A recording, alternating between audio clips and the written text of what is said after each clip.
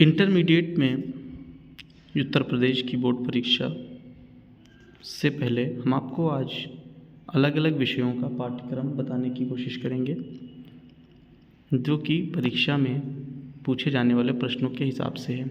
सबसे पहले जान जाइए कि सामान्य हिंदी जो है वो विज्ञान वर्ग के छात्रों के लिए होती है और साहित्यिक हिंदी जो होती है वो कला वर्ग के छात्रों के यानी आर्ट साइड के लिए होती है।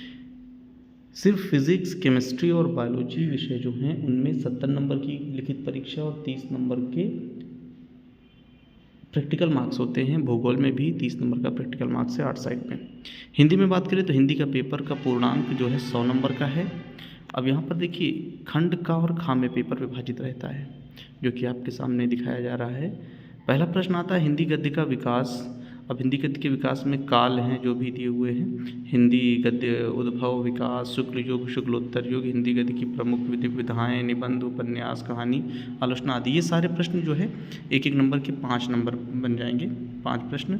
दूसरा हिंदी काव्य साहित्य में भी ऐसे ही प्रश्न पूछा जाएगा यानी गद्य और पद्य 5-5 नंबर का हो जाएगा। तीसरा प्रश्न होगा पाठ्यक्रम में निर्धारित गद्यांशों पर आधारित 5 प्रश्न। अब इन पाठों के लिए हमें देखना पड़ेगा कि हमारे सिलेबस में कौन कौन से पाठ है ना। जैसे ये तो गद्य का हो गया कि हरिऔध का लिखा हुआ है, पवन दूती का, और इसी तरह भारत राष्ट्र का स्वरूप एक चैप्टर है। गद्य की बात करें तो गद्य में दिया गया है वासुदेव शरण अग्रवाल का लिखा हुआ राष्ट्र का स्वरूप।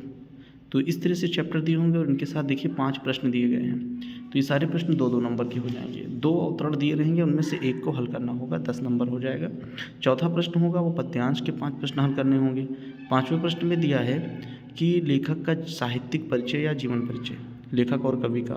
तो ये भी जो है 3+2 यानी जीवन परिचय और 2 नंबर का साहित्यिक परिचय, 5-5 नंबर ये भी हो जाएगा। छठा प्रश्न होगा पाठ्यक्रम में निर्धारित कहानियों के सारांश एवं उद्देश्य पर आधारित प्रश्न। और 7वां है पाठ्यक्रम में निर्धारित खंडकाव्य की कथा वस्तु, चरित्र चित्रण। यह आपने जो भी सिलेबस में पढ़ा हो वही चरित्र चित्रण के लिए कहा जा रहा है। पाठ्यक्रम में निर्धारित संस्कृत का गद्यांश अनुवाद करना है 7 नंबर में, फिर संस्कृत पद्यांश को करना है वो भी 7 नंबर में है। मुहावरे, लोकोक्तियाँ, अर्थ प्रयोग ये 2 नंबर का है। अपठित गद्यांश जो है ये 5 नंबर का है।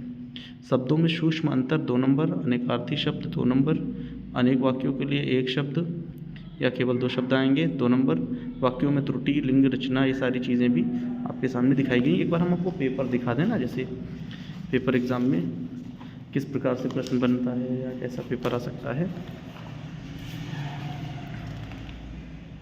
ये सिर्फ आपको एक समझने के लिए है, ना कि यही पेपर परीक्षा में आएगा, बल्कि इसी तरह से आता है पेपर। ये मॉडल पेपर आप समझिए इसको। ये आपके सम्मुख रखा हुआ है। प्रश्न जो है खंडका में कैसे दिए हुए हैं बहुविकल्पी प्रकार के, और आगे चल कर के फिर वही जो गद्य पद्य की व्याख्याएं और उनमें प्रश्न पूछे जा रहे हैं। फिर साथ ही साथ जो आगे प्रश्न जैसे बताए गए थे जीवन परिचय या कहानी है, पंचलाइट है, लाटी है, सभापति जो अभी आपने पढ़ा हो, श्रवण कुमार पढ़ा है, या पंचलाइट, या फिर इसमें जो है त्यागपति है, मुक्ति यज्ञ है, जो भी पढ़ा हुआ है उसी आपको सत्य की जीत है जिले के हिसाब से आपको पढ़ना है। बाकी सारे प्रश्न आपके सामने हैं। मुहावरे हो गए या अपठित गद्यांश हो गया, जो भी चीज़ें अभी हमने सिलेबस में बताई हैं वही चीज़ें पेपर में आपको देखने को मिलेंगी। तो उम्मीद है कि आप लोग तैयारी अच्छे से कर रहे होंगे और आप सभी को पहले पेपर के लिए बहुत बहुत शुभकामनाएं।